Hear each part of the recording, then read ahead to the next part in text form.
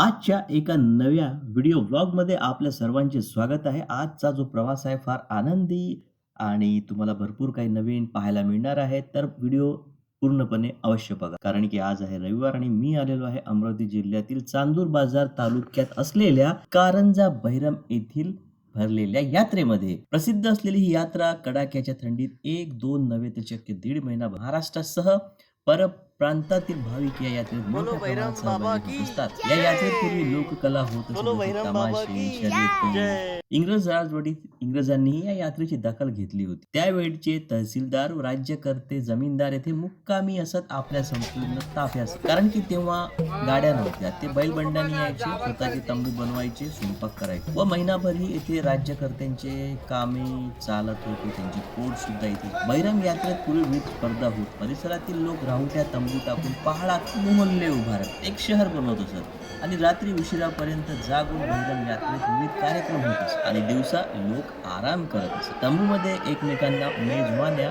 दिल्या जात होत्या. आता सुद्धा दिल्या जातात. काही ठिकाणी हॉटेल्स आहेत तंबूमध्ये, तिथे आपण काही मिळवू शकतो. दोन्ही वेळी मटणाची पंगत असल्याने कोणीही कोणाच्याही पंक्तीत जायचे आणि भरसोक्त खाय. मातीच्या मडक्यात चुलीवर शिजलेले मटण व खमंग भाकरी हे बैरम यात्रेचे वैशिष्ट्य आहे. बैरम बुवाच्या मंदिराबाबत एक आख्यायिका प्रसिद्ध आहे. म्हणतात की येथील तलावातून पूर्वी भांडी निघायची.